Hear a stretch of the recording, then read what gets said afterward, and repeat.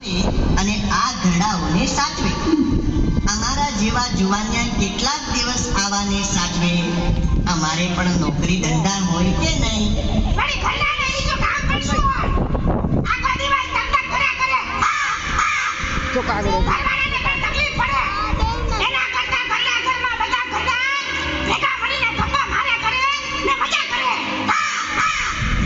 આમે અમને ઘણી વાર કહેતા હોય છે કે અમારે કોઈ રીતે દિવસ જતો નથી. ઘરના ઘરમાં ચકડી વગાડતા દિવસ પસાર થઈ જાય. તમારું સૂચન તો બહુ જ વિચારણીય છે, પણ તમને આવો વિચાર આવ્યો ક્યાંથી? કોની પાસેથી આવું બધું શીખ્યા? કહેવાતા બુદ્ધિશાળી માણસો પાસેથી. માત્ર શીખ્યા નહીં પણ નજરે જોયું છે. ચાલો તમને પણ દેખાડીએ.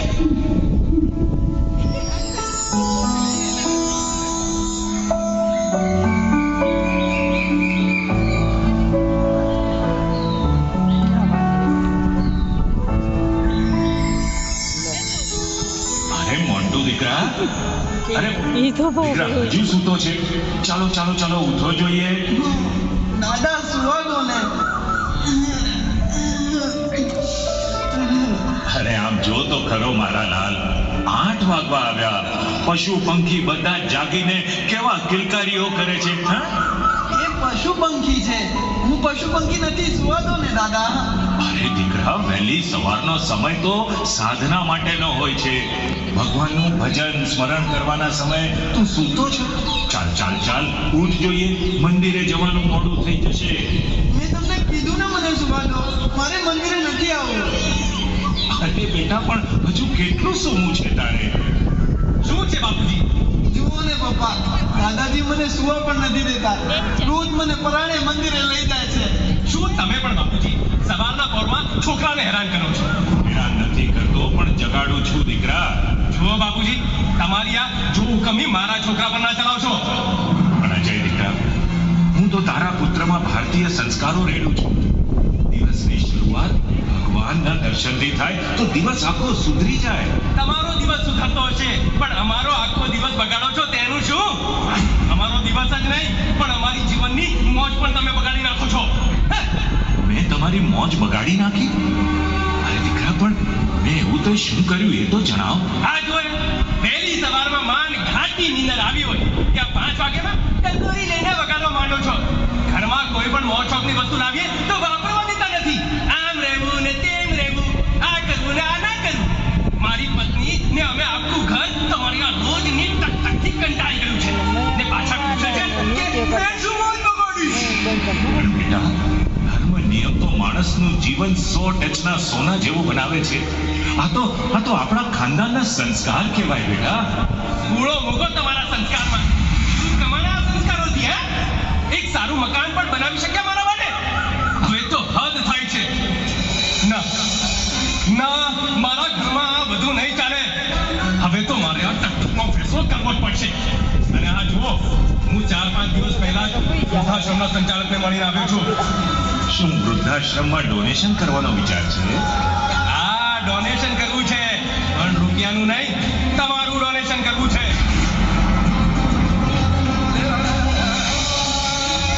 મારું ડોનેશન? હા, તમારે કાલથી વૃદ્ધાશ્રમમાં રહેવાનું છે. હું મહિને રૂપિયા મોકલતો રહીશ. કોઈ પણ વસ્તુની જરૂર હોય તો સંચાલક પાસેથી મંગાવી લેજો. હું તેમને તમારો હવાલો સોંપતો આવીશ. વાહ દીકરા વાહ, બાપ તો જાણે કોઈ ચીજ વસ્તુ છે ને, બીજાને હવાલો સોંપી દીધો. જુઓ બાપુજી, મારે બીજું કંઈ નથી સાંભળવું. તમે તમારી રીતે તૈયાર રહેજો. હું કાલે તમને ત્યાં મૂકી જઈશ. અરે કાલે શું કામ દીકરા, આજે જ મૂકી જા. તારા સુખમાં એક દિવસનો ઉમેરો તો થાય. તો ભલે, જેવી તમારી મરજી. મોન્ટો, જા દાદાજીનો સામાન ગાડીમાં મૂક. હું તેમને લઈને આવું છું. ભલે પપ્પા, હમણાં સામાન મૂકી આવું.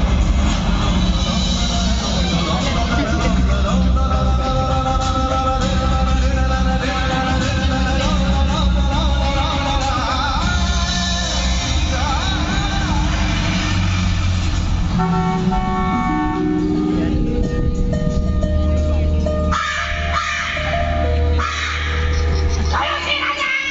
અમે શહેરમાં જઈએ છીએ ત્યારે માણસો આવા વૃદ્ધાશ્રમમાં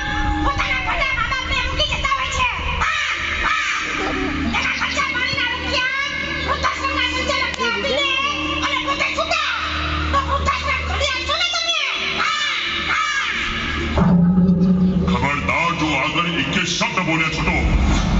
માણસનું અનુકરણ તમે કરવા માંડ્યા? એ તો જે કૃતજ્ઞ હોય ને તે આવા કામ કરે. તમારે પણ કૃતજ્ઞ થવું છે. અરે જેણે પાળી પોષીને મોટા કર્યા, આકાશમાં ઉડતા કર્યા ને ધરતી પર વિચરતા કર્યા, તે મા બાપ જ્યારે અશક્ત થાય ત્યારે વૃદ્ધાશ્રમમાં મૂકવા જવાના. રાતોના ઉજાગરા કરીને જેણે મોટા કર્યા તેને અંત સમયે પણ પોતાના બહારસોયા બાળકના વિયોગમાં ઉજાગરા કરાવવાના. પણ સિંહ રાજા, માણસ જાત આપણા કરતા પણ બુદ્ધિશાળી ગણાય છે. જો બુદ્ધિશાળી માણસો પણ આવું કરતા હોય તો આપણે શું વાંધો? વાંધો એક જ છે કે એ માણસ છે અને આપણે માણસ નથી. એ ભલે જાનવર જેવો થાય પણ આપણે માણસ જેવું ન થવાય. અને તમારે શીખવું જ હોય તો એના જે આદર્શો છે એ શીખો. હમણાં તમે કહેતા હતા કે એના જેવું આપણે ન થવા, ને પાછા કહો છો કે એના આદર્શો શીખો. હા, એના આદર્શો શીખો તેમાં ના નથી. આ તમે જે વૃદ્ધાશ્રમની વાત લઈને આવ્યા એટલે કહું છું. માતા પિતા માટે માણસોમાં કેવા આદર્શો થયા છે તે સાંભળો. પંઢરપુરના પુંડરીક પોતાના મા બાપની સેવા કરતા હતા ને ભગવાન પોતે દર્શન દેવા માટે આવ્યા. તો પુંડરીકે કહી દીધું કે થોડી વાર આ ઈંટ પર ઉભા રહો, હું મારા માતા પિતાની સેવા કરું છું. પિતા શાંતનુના લગ્ન માટે તેમના પુત્ર ભીષ્મે આજીવન બ્રહ્મચર્યનું પાલન કર્યું. પોતાના પિતાના કલ્યાણ માટે નચિકેતા યમપુરી જવા માટે પણ તૈયાર થઈ ગયો. અને પિતૃભક્ત શ્રવણની તો વાત જ શી કરવી. મરતી વેળાએ પણ મા બાપની ચિંતા કરતો હતો. મરતી વખતે મા બાપની ચિંતા કરતો હતો? રાજાજી, કંઈક વિસ્તારથી વાત કરશો? તો સાંભળો. શ્રવણના પિતા સશાંતનુ અને માતા જ્ઞાનેશ્વરી બંને જણા અંધ હતા. શ્રવણ પોતાના માતા પિતાની ખૂબ જ શ્રદ્ધાથી સેવા કરતો. એક વખત તેમના પિતાએ તેને પાસે બોલાવ્યો.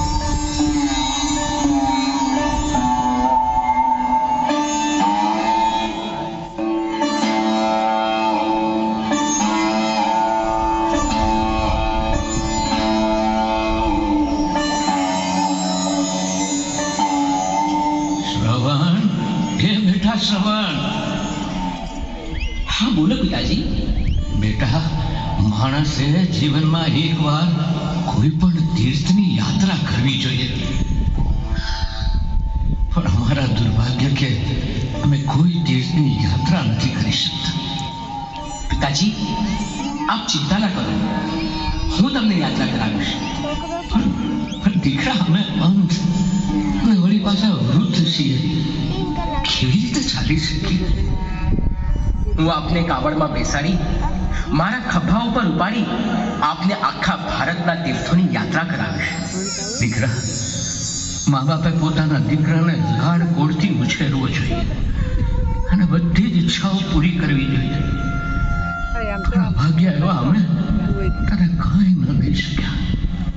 જીવનનો કોઈ લાહો તે ન લીધો અને અમારી સેવામાં તારું શરીર ખર્ચી નાખ્યું.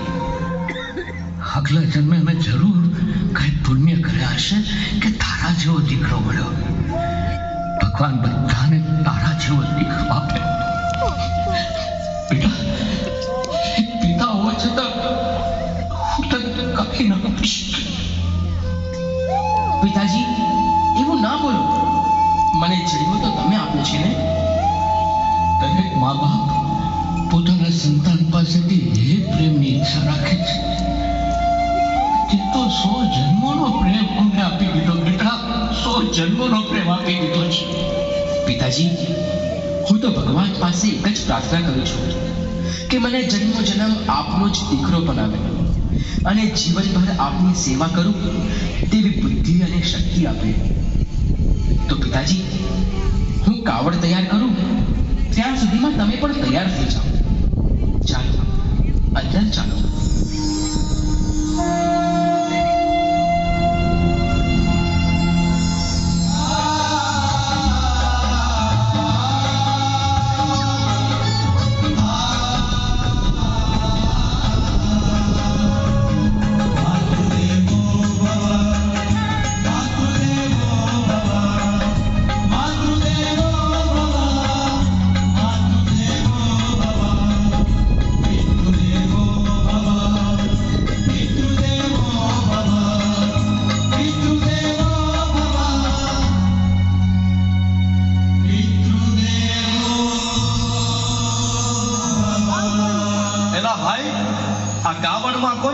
રહ્યા છે? ભાઈ એ તો મારા માતા પિતા છે. પણ તેને આમ કાવડમાં બેસાડીને ક્યાં લઈ જાઓ છો? હું મારા અંધ માતા પિતાને આખા ભારતની તીર્થ યાત્રા કરાવું છું. અરે પણ આમાં તો તારો ખંભો ભાંગી જશે ભાઈ. મારે મન મારા માતા પિતાથી નથી, આ શરીર પણ નથી. એ તો આગળ વધીશ એટલે ખબર પડશે. ખંભે કાળા ચાંઠા પડી જશે ને લોહી નીકળશે ત્યારે શું કરીશ? એ બધું જ મને મંજૂર છે, કારણ કે મારા જન્મદાતાએ મારા જન્મ માટે પોતાના લોહીના પાણી કર્યા હતા. તે ઋણ હું ક્યારેય નહીં ચૂકવી શકું. ઓહો, આટલો બધો મહિમા છે તારા મા બાપનો તને? મહિમા તો શું કહું, દીકરા માટે તો આખા વિશ્વના તમામ તીર્થો તેના મા બાપના ચરણમાં હોય છે. અને હું જે સેવા કરું છું તે તો તેમની કરેલી મારી સેવાના 1000મા ભાગમાં પણ ન આવે. ભલે ભાઈ, આવો મહિમા છે તો કરાવ તીર્થયાત્રા. આપણે તો આમાં આંધળાને ઘરના ખૂણામાં ઠોસી દઈ. ભાઈ અમારે જવાનું મોડું થાય છે, ચાલો જઈને આપણે. જય નારાયણ.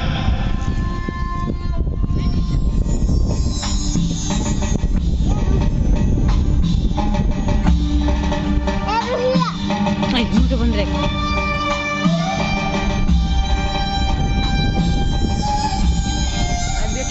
દીકરા, અત્યારે આપણે ક્યાં છીએ? પિતાજી, અત્યારે આપણે અયોધ્યા નગરીના જંગલમાંથી પસાર થઈ રહ્યા છીએ. બેટા શ્રવણ, બોલો પિતાજી. દીકરા, તારા શું લાગે છે? આજુબાજુમાં ક્યાંય પાણી હોય તો જો ને.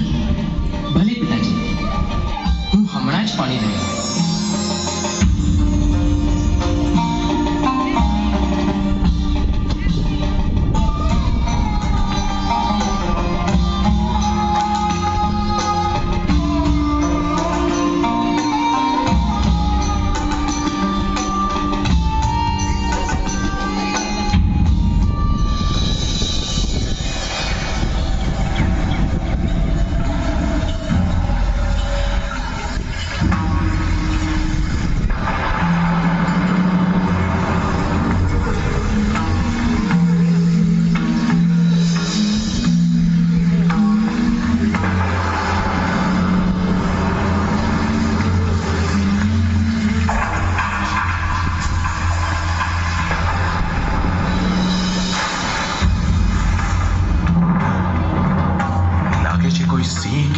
નદીમાં પાણી પીવા આવ્યું છે.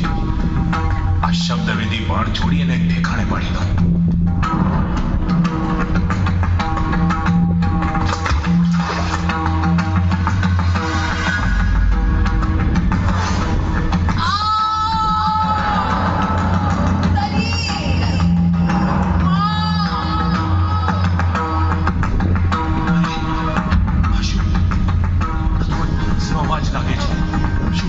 કોઈ માણસને લાગી ગયું?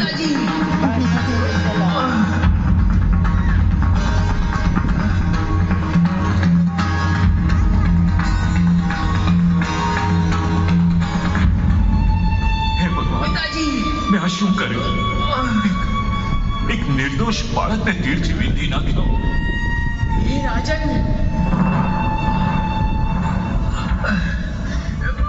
મેં તમારો શું અપરાધ કર્યો?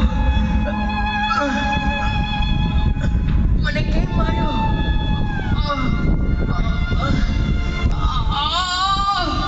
હે કુમાર, મને ક્ષમા કરો. મેં જાણી જોઈને તને નથી માર્યો. હું તો જંગલી પશુઓના શિકાર માટે આવ્યો હતો ને પાણીનો અવાજ થયો, તેથી મને લાગ્યું કે કોઈ સિંહ કે વાઘ પાણી પીવા આવ્યો હશે. તેથી મેં શબ્દવેદી બાણ ચલાવ્યું. મને શું ખબર કે આ શબ્દવેદી બાણ નિર્દોષ બાળકનું શરીરવેદી બાણ નીકળશે.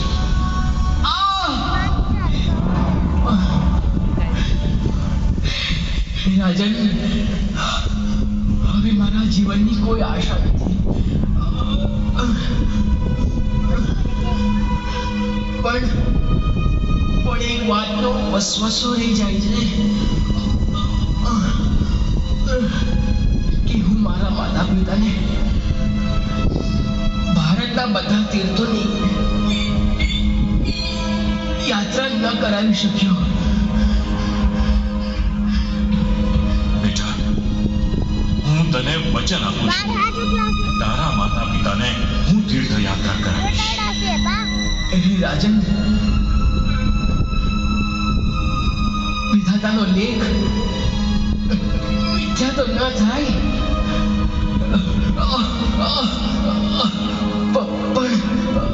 પણ મારી છેલ્લી એક ઈચ્છા પૂરી કરશો. બોલો બોલો કુમાર. અહીંથી થોડી દૂર એક વડલા નીચે મારા અંધ માતા પિતા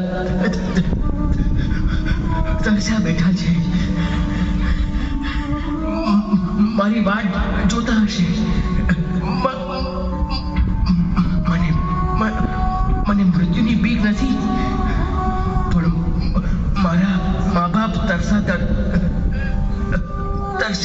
તળવળે તેની ચિંતા છે. તમે તેમને મારા સમાચાર આપજો અને આ પાણી પાઈ આપશો. ભલે, હું પાણી પાઈ આવું છું, પણ તમારા સમાચાર કેમ કરીને કહું? તેમની પાસે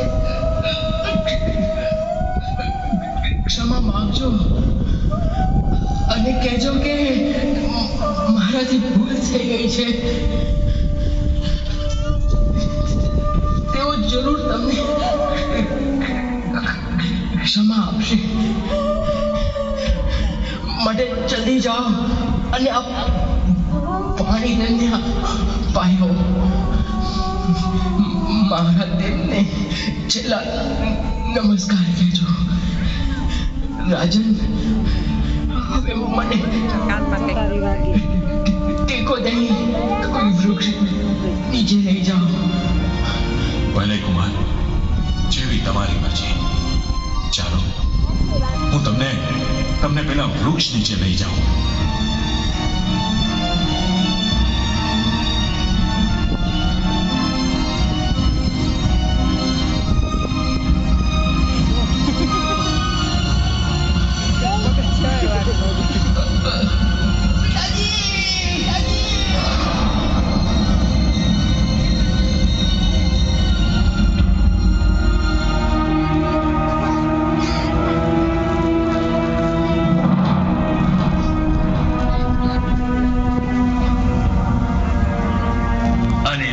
દશરથ પાણીનો ઘડો લઈને શ્રવણના માતા પિતાને પાણી પાવા જાય છે, પણ પોતાના વહાલ સોયા પુત્રના મરણ સમાચાર સાંભળીને તેઓ પણ મૃત્યુ પામે છે.